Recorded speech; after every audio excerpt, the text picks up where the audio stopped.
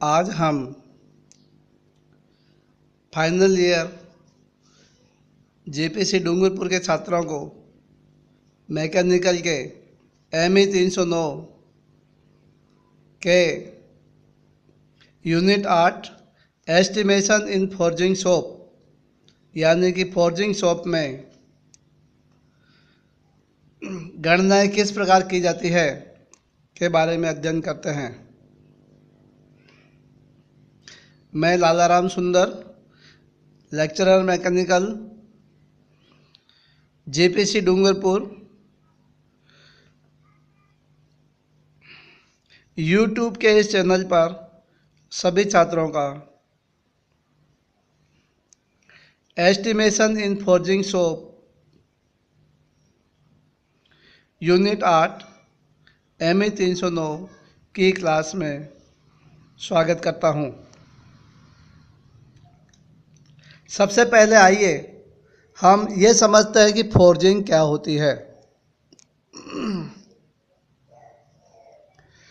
किसी भी धातु की उच्च ताप पर गर्म करके उसे प्लास्टिक रूप में लाने की प्रक्रिया को फोर्जिंग कहते हैं। प्लास्टिक अवस्था में उस पर आवश्यक बल हाथों से या मशीनों के द्वारा जोब या कार्यखंड पर लगाकर वांछित आकार दिया जाता है। जिस कार्यशाला में फोर्जिंग का कार्य किया जाता है उसे फोर्जिंग शॉप कहा जाता है। फोर्जिंग शॉप के गणना की प्रक्रिया एक शॉप से दूसरी शॉप और व्यक्ति से व्यक्ति में भिन्न हो सकती है। Types of forging. फोर्जिंग दो तरह की होती है। पहला है हैंड फोर्जिंग, दूसरा है मशीन फोर्जिंग। मशीन फोर्जिंग को हम 3 भागों में वर्गीकृत करते हैं। मशीन फोर्जिंग को स्मिथ फोर्जिंग, ड्रॉप फोर्जिंग व प्रेस फोर्जिंग में विभाजित करते हैं। पहला है हमारा हैंड फोर्जिंग। जब फोर्जिंग हाथ द्वारा की जाती है तो इसे हैंड फोर्जिंग कहा जाता है। हैंड फोर्जिंग में गर्म लोहे को हाथ द्वारा हैमर में हथौड़े से चोट मारकर विभिन्न आकार प्रदान किए जाते हैं। अपसेटिंग, बेंडिंग, पंचिंग, शेयरिंग और ड्राइंग डाउन इसकी मुख्य क्रियाएं हैं। दूसरा है मशीन फोर्जिंग।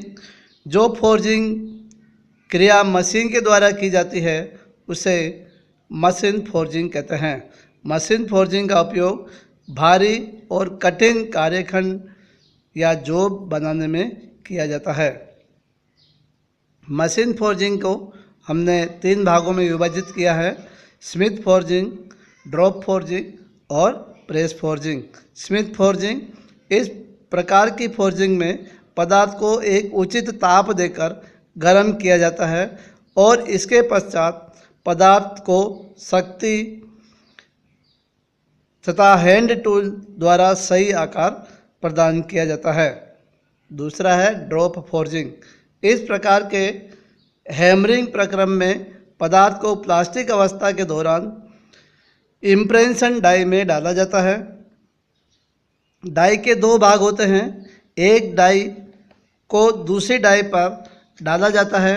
गर्म पदार्थ को प्लास्टिक अवस्था के बाद डाई में ठंडा किया जाता है जिससे पदार्थ डाई का आकार ले लेता है। इस फोर्जिंग में पावर हैमर का भी उपयोग किया जाता है।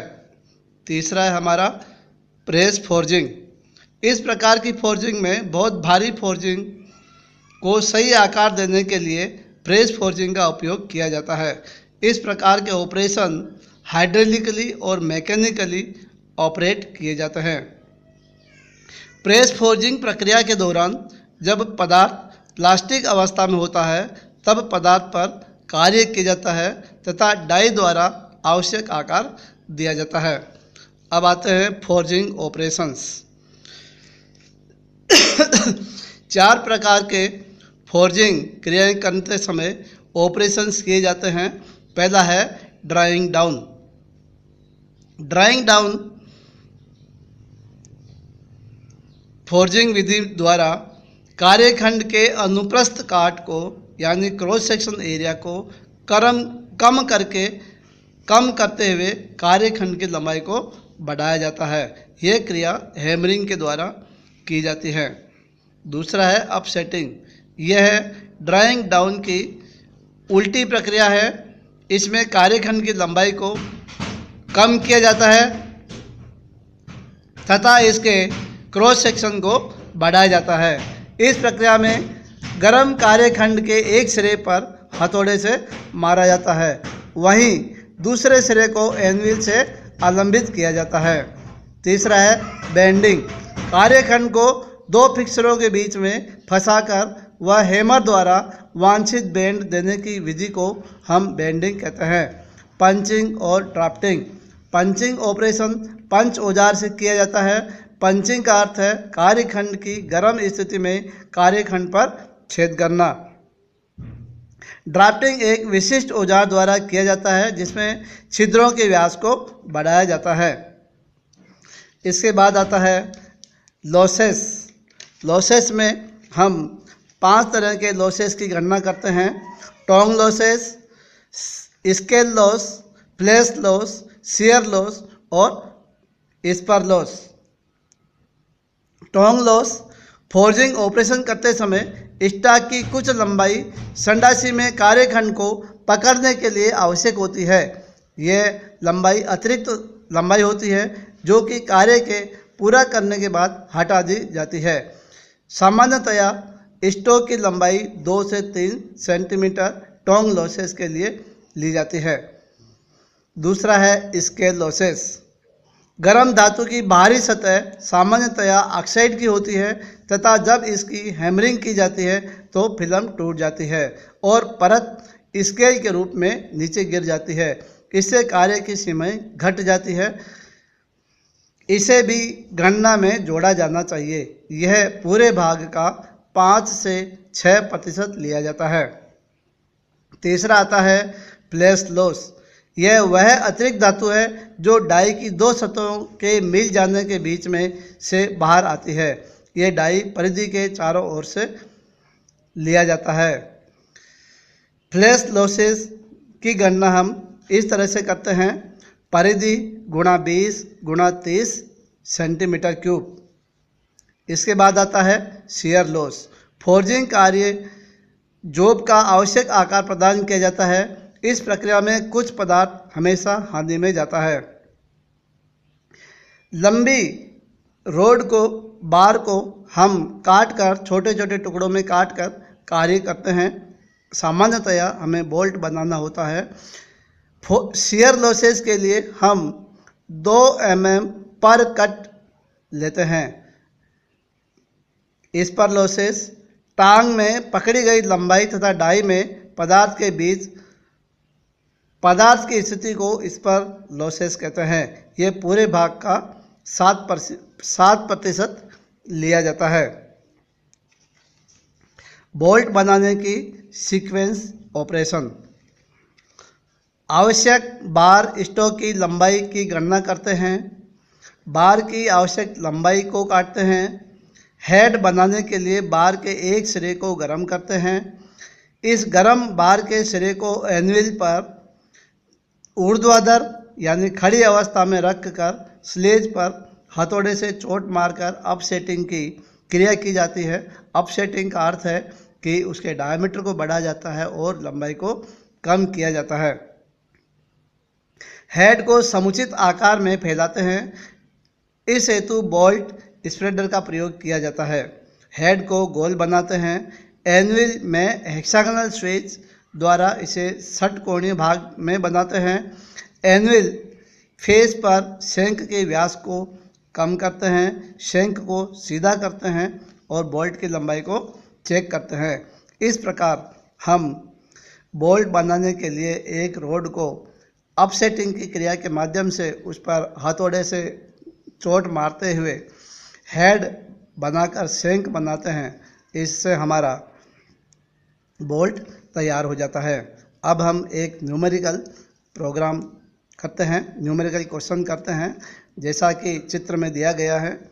चित्र में दिखाए अनुसार 40 ms बोल्ट को फोर्ज करने के लिए आवश्यक धातु का भार व स्टॉक के आकार की गणना करें, जबकि बार स्टॉक का व्यास 2.5 सेंटीमीटर है। देखिए, हम चित्र में देखते हैं कि शंख, हमारा शंख दिया गया है जिसकी लंबाई 15 सेंटीमीटर है, वह उसका डायमीटर 2.5 सेंटीमीटर दिया गया है। हेड दिया गया है बोल्ट का, हेड की मोटाई 2 सेंटीमीटर है। हेक्सागन हेड के साइड की लंबाई 2.5 सेंटीमीटर है। इस प्रकार हम सबसे पहले हेड का वॉल्यूम निकालते हैं। हेक्सागन भाग है ये, तो हेक्सागन भाग का क्षेत्रफल इनटू हेड की लंबाई, ये आता है हमारा आयतन 6 गुना √3/4 इंटू भुजा का square into thickness of the head. ये आ गया 6 into √3/4 into 2.5 whole square into thickness 2, ये आता है 32.5 सेंटीमीटर क्यूब। हेड बनाने के लिए आवश्यक बार स्टॉक की लंबाई इस आयतन में क्षेत्रफल का भाग दे देते हैं, यानी कि 32.5/π/4 इंटू 2.5 का स्क्वायर, ये आता है 6.62 सेंटीमीटर। एक बोल्ट बनाने के लिए आवश्यक लंबाई हमारी आई 6.62 और 15 सेंटीमीटर शंख की लंबाई पहले से दी गई है, इसको भी जोड़ देंगे तो ये आता है 21.62 सेंटीमीटर। 40, क्योंकि 40 हमें बोल्ट बनाने हैं, अतः इसको 40 से गुणा कर देंगे तो 40 इकाइयों की लंबाई आ जाएगी। 40 इंटू 21.62 864.8 सेंटीमीटर। अब हम लॉसेस की बात करते हैं। दो तरह के लॉसेस की, यह हैंड फोर्जिंग का क्वेश्चन है। दो तरह के लॉसेस की हम बात करते हैं। पहला स्केल लॉस, जिसको 5% लिया जाता है, यह 864.8 का 5% 43.2 सेंटीमीटर हुआ। अब दूसरा शेयर लॉसेस की बात करते हैं। शेयर लॉसेस 2 mm पर कट लेते हैं, तो 2 mm इंटू 40, ये 80 mm हो गया, अर्थात ये 8 सेंटीमीटर हो गया। 40 बोल्ट बनाने के लिए वास्तविक बार स्टॉक की लंबाई हमारे पास मिल गई 864.8 प्लस 43.2, जो कि स्केल लॉस था, और 8 सेंटीमीटर ये शेयर लॉसेस है। इनको जोड़ने से हमें मिलता है 916 सेंटीमीटर। Thank you.